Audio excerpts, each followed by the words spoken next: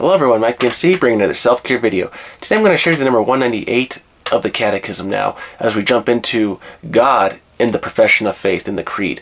This is a very important part because it wants to emphasize that God is the start, the foundation, and then as it leads further into the Credo, as we learn more about it, how it really comes back to our Lord, the Creator. But really, before we get to God, is sharing this idea from creation of 198, noticing that you and I exist in a world that is so beautiful, that through the camera, through the lens, I exist on this side of the world.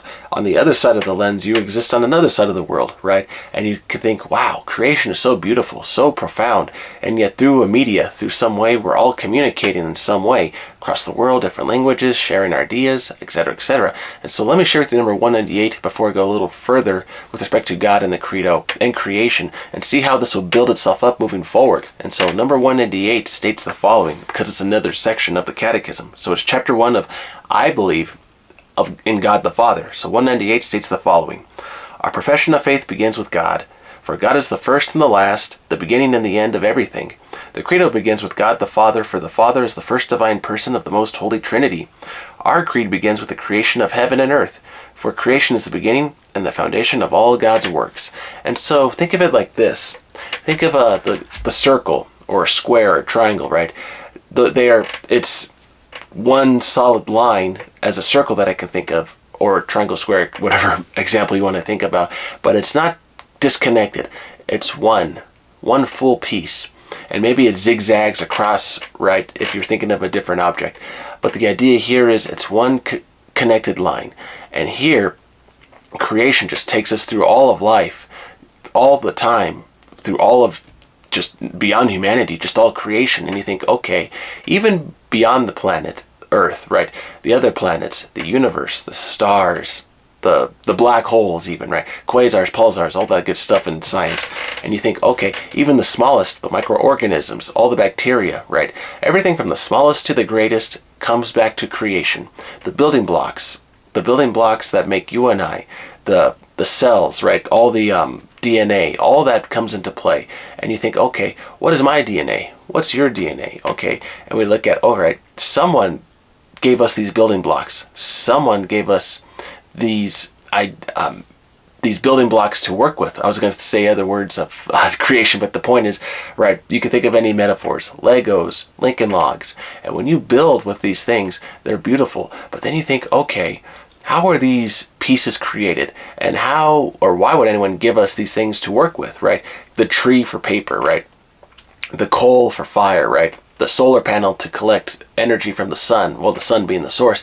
But creation seems to work with itself too, in the right balance, with a balance. So that can be where I'm driving this point to you with number 198 a bit. This idea of balance of creation. The idea that, okay, if I'm going to collect everything, put it into my car. I do this all the time when I want to see my family, etc. When I want to buy some groceries and I want to buy some items for food, etc. for a party. If I buy way too many items, then the thing is that car will be overloaded. And say I ran into a crash, another car of some kind, all of a sudden everything is just flying all over the car, and I'm like, okay, my bags are all over the steering wheel, the dashboard, the floor, and I'm like, oh my gosh, what a mess. I'm now out of balance, right? It's like a disaster area. But then you think of it like this, all right, if you had none of those items and you got into the car crash, the wreck, will it still be a disaster area? It would be, but not as cluttered. And you think, okay, now if I were to reduce that clutter in the case of a disaster, at least it would protect me and myself and other people if there was something bad that was about to happen. And so when you think of balance, disaster area, and creation, think of it like this. If you can find the balance in your life that gives you peace, where your house is not too cluttered, where you have the right amount of work in your life, it's family time with your family, your kids, your wife, husband, etc., with your friends, and maybe life with you, right? You have that break, you have the time to recuperate, find peace. And when we're finding balance, allowing creation to work with us, not against us, and allowing it to give us more time, even giving us more of a freedom to work with others. And always remember this, what our Lord says: anxiety does not give you more time, right? What good is it to be anxious? It's not going to add another day to your life, but at least you can have creation work for you.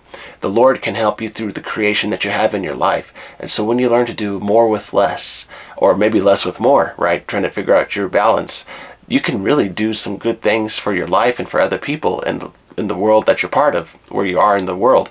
And it's just a beautiful recognition that you and I can do so much with what we're given. And so when you have appreciation for creation, it'll go a long way. And when you look at how that balance comes back into your life as a gratitude, think about who gave you that gratitude, that balance, and think of how that connects to a creator. And that's where I'm driving with this video. When you find that balance and how it's paying you dividends, give thanks to whoever that's given that balance to you, and how you are helping other people, your kids, etc., with giving them balance and freedom to do and find things and to have creation at their hand, for thinking outside the box, giving them the opportunities to grow. When you give somebody an opportunity to grow, it allows them to find balance, and that's a wonderful thing to keep in mind to close this video. So I hope this one finds you well with 198 today of the Catechism. I hope you're able to go out there, be strong, don't give up on yourself, and always remember, you and I could do great things with what's given to us, and with balance, we can do so much. And given the opportunity for somebody, for ourselves, those opportunities can be used for greater goods and to share that creation with more people and to really bring about the healing of the world. All right, everyone. Hope this video finds you well. Take care. Have a good one.